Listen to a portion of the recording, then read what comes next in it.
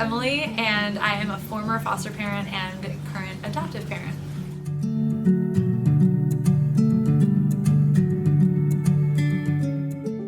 I've always had a heart for kids. After I graduated high school, I didn't know what I wanted to do, so I moved to Honduras because there was an opportunity to help out at an orphanage down there. And just being there, it really created in me a desire to help kids, but I always thought it would be something overseas. I never realized how much of a need there was in my area until one day there was a guest speaker at our church, and this is, fast forward several years, I'm married now, and they just were sharing about the need for foster parents and adoptive homes. And I just knew at that moment that this was going to be a part of our lives. I didn't know how or when, but I just knew that at some point we would be foster parents.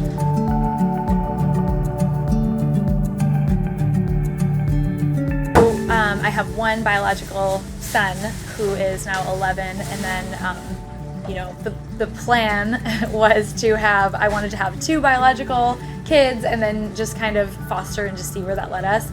But I ended up down a long road of infertility, recurrent miscarriage, and it almost put a halt to fostering because I knew that if we were going to go into it, it was going to be a foster parent, not to go into it with the hopes of adopting. Like I wanted to do it in a way that would help bring families back together. Like that's kind of the angle I was first introduced to.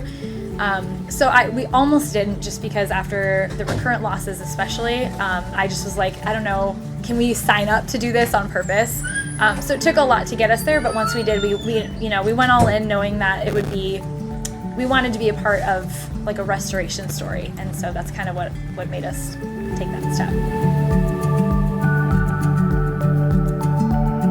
Yeah. So it was chaotic for sure. It was definitely a huge change. Even the first night, I was used to sleeping through the night, and actually, the oldest of the 2 boys that came just had a rough few nights. So we were just up all the time, having to figure out how to go to doctor's appointments with one, baby in a carrier, and then a toddler who wanted to run towards the street. It was just a whole new world for us. So definitely not a lot of sleep, just a lot of just figuring out, mealtime looked different, driving places looked different, remembering that there were 3 humans that needed to have all their needs met, and it was just a big transition, but worth it.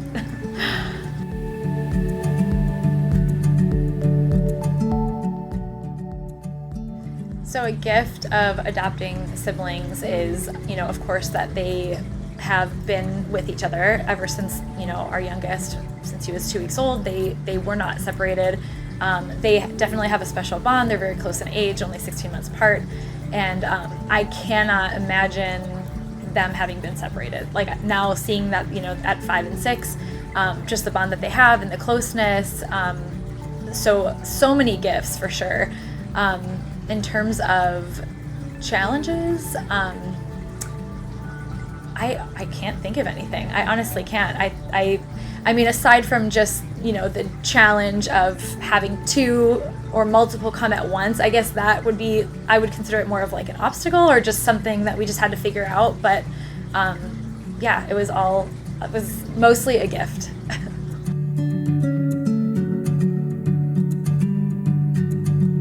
I feel like he had been my son had been wanting siblings for so long and had been praying actively for siblings for so long that he was thrilled. So, of course there was definitely some sharing mom and dad struggles early on for sure. And stuff that we worked through for the next, especially because the youngest 2, because they were so young and they did have more needs and they had, other things that they were dealing with at first, and just getting used to us while we were getting used to them. There was, a lot of that going on. So we just made a point to spend a lot of one-on-one time with our oldest son, kind of keep a pulse on how he was feeling. And we asked him several times, before we even became foster parents, we had asked him, we included him in the decision, talked to him about what that might look like, attaching to kids, possibly, having to see them leave. And every time we would ask him, even if it was after a rough day or, you know, a lot of challenges that day or sibling arguments or whatever, he always was like, I would never have chosen anything else. So it was a challenge for sure. It was definitely some obstacles to overcome, but at the end of the day, it was definitely a beautiful thing for him, and he would never have changed the way that it went.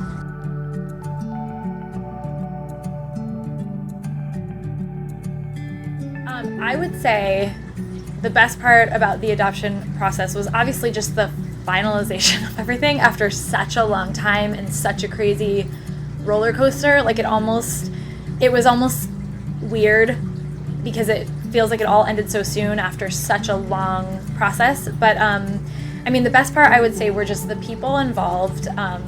So our caseworkers from Gateway for sure were incredible, and not even just caseworker, but also, you know, the other people that we were dealing with, or maybe that would fill in, or Kat over there, like just so many people that were excited for us, as well as some of the workers from the county that were working on the adoption, just their responsiveness, their compassion, their empathy, their willingness, like patience, I should say, willingness to answer my like 50,000 questions that I had. By the time we got to that point, were really, really amazing, and, you know, supportive and encouraging, and seemed almost as excited about just like things being finalized as we were. And I think for me that would be the best part, is just we had so much support by the time we got to that point. And it just felt like everybody was just so relieved and so happy, and it was fun to celebrate with everyone.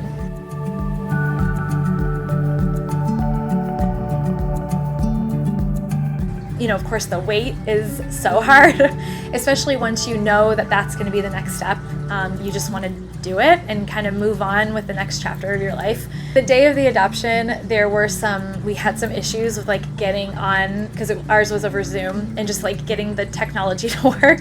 So it was like, it really wasn't until it was over that I felt like we could breathe. Like even right, you know, we were laughing because we're like, of course, with this situation, everything had been so up and down for so long. Even right down to the very end where it was like stressful, even just getting on to the Zoom to complete the adoptions. And then, you know, there was some other complications. There was an appeal, which was going to delay things even longer. And, you know, at that point, the boys had been with us for 4.5 years, and or for 4 years at that point. And just thinking of possibly dragging it out for another 2 or 3 years just was almost unbearable at that point. Sometimes lack of information or lack of speed. It just felt very slow, very casual. So once it was done, it definitely felt like just a huge relief for sure.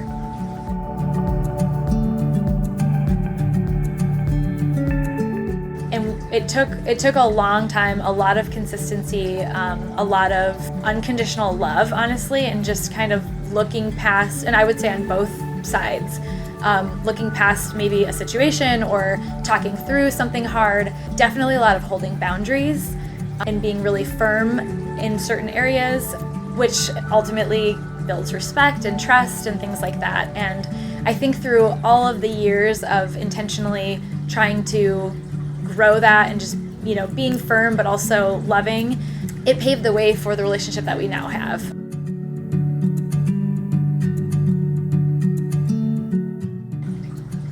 I would say, honestly, the biggest surprise for me is the difference in relationship that we now have with the boys' biomom compared to when they were still in care. That's definitely been the biggest surprise. We have gotten so much closer. It almost seems like now that there isn't all the red tape and the rules and, you know, that like the other boundaries that we kind of had to stay within.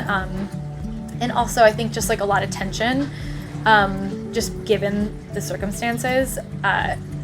After the boys were adopted, you know, we just had a chance to really grow a lot closer, and it's been very surprising, I think, to both of us, but also really amazing and really beautiful for the boys and for my biological son as well. Like, I'll never forget the first Mother's Day after, actually it was after the boys were freed for adoption, but still not adopted. She had messaged me and said that she had a gift for me for Mother's Day and left it at, you know, the Gateway office. And I just like sobbed in the car because it was like, you know, it was such a sweet gift and it was such a expression of gratitude, which I just never in a million years would have ever thought that I'd be on the receiving end of after, you know, a situation like that. And that was amazing and really taught me a lot. You know, I think it's easy from the outside looking in when you look into the world of foster care. It's easy to kind of see maybe the situation and not think about what led to that, like what got you there. A lot of times the kids that are in care, their biological parents were also in care or also have trauma or abuse or, you know, histories of a lot of difficulties. And I think when you look at it as a whole picture and look at them with compassion and love versus judgment or blame, it really changes your perspective and you start to see them as hurting people, which all of us are in some way. And I think having that mindset and then, you know, just the constant communication, it's just made for such an awesome, better than I could have ever imagined relationship after, you know, post-adoption.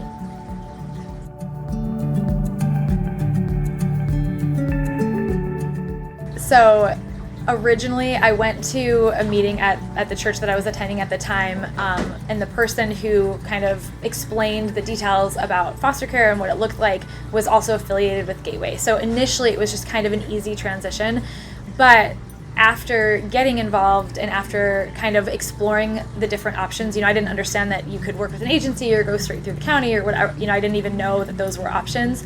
The more that I kind of explored and talked to other foster parents, it made it very obvious that Gateway was the right choice. And honestly, you know, I know everybody has their individual experiences, but we have had such an incredible experience the whole way. You know, I know I've heard horror stories from all, you know, so many different people locally, because of not having the support, or maybe who they were with just didn't have this, like they didn't have the ability to provide the support. We felt totally supported. I always felt like I could ask questions. I felt like I could, you know, if we couldn't get the kids to a visit or something, there was always somebody willing to help out with rides. Like, it just was really easy as it could possibly be, given the craziness of the world of foster care. So even though at the beginning I didn't know I was getting into such a good thing, now in hindsight, I tell people all the time that are looking to be foster parents to definitely go with Gateway. It was just such a great experience, and I honestly could not have been happier.